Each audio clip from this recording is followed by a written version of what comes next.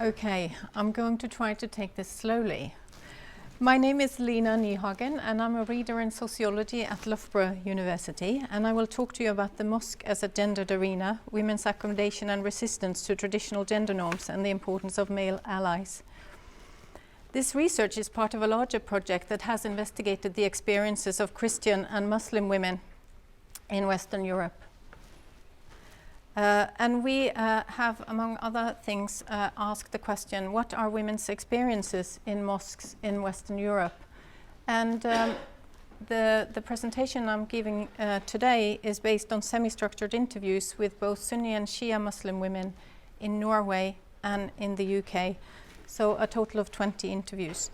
There's lots of evidence that there is increasing participation of Muslim women in mosques in Western Europe. Some of the evidence is cited here. Jeanette Joly even talks about the feminization of the Islamic institutional landscape as a trend. In my research, I have found that there are tensions between what I call traditional cultural gender norms versus appeals to what I call authentic Islam as supportive of women's rights.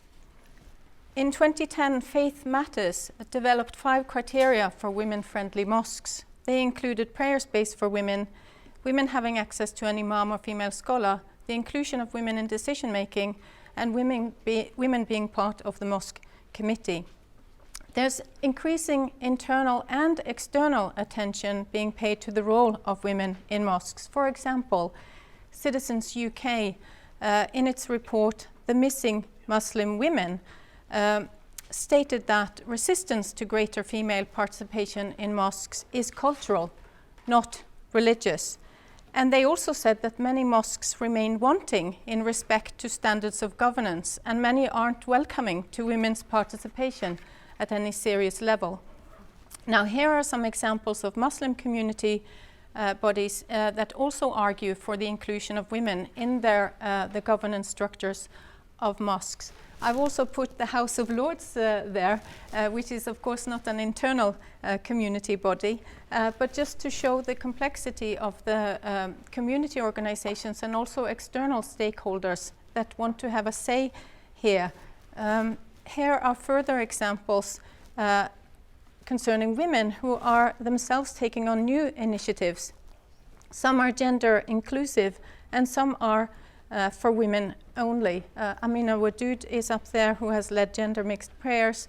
There's Shirin Kankan from the Mariam Mosque in Copenhagen.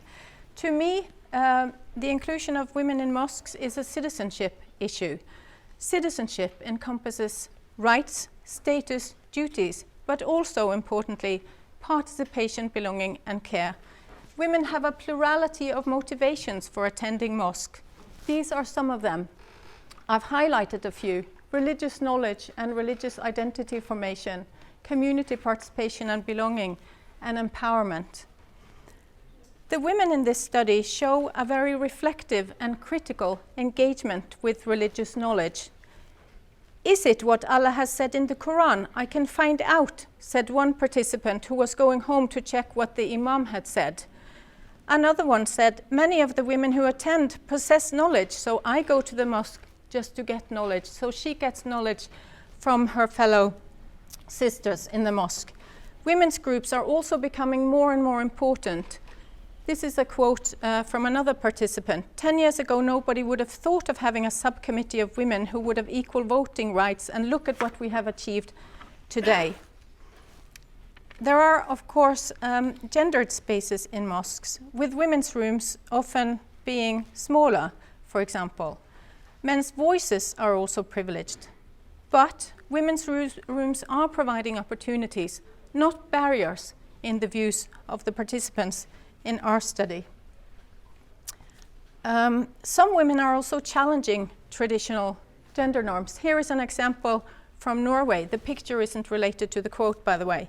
In our mosque, they have a system where women go and sit down in the men's section so they can follow what is being said. This was because the women were not so happy about all the chatter going on in the women's room, and they wanted to get away from it so they could listen better to what the Imam had to say. Male power and privilege is also entrenched in many mosques. Here is a quote again from a participant. If we know about Islam, we also know our limits. We know how far we can fly or how high we can fly, but the men are a bit scared about giving rights to women. I found that women strategically invoke what they perceive as authentic Islam in order to support claims for greater equality between women and men, and to support women's rights and the inclusion of women. So we could say that there is a politics of authenticity and a struggle for authenticity going on. The women in this study expressed different views on imams. Imams who support gender equality are admired. Imams who have more gender conservative views were, on the other hand, critiqued by some of the participants, but not by all. Male allies, I think, are very important in women's struggle for inclusion in the mosque. They are crucial in determining whether women are going to be included in decision-making structures or whether they are going to be excluded.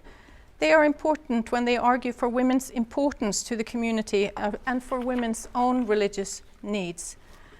So there is growing evidence for the changing gender relations in mosques. Women's increasing participation, men accommodating and also resisting women.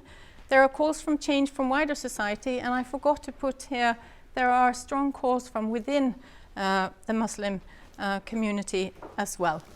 And that's all I have time to share with you today. Thank you very much.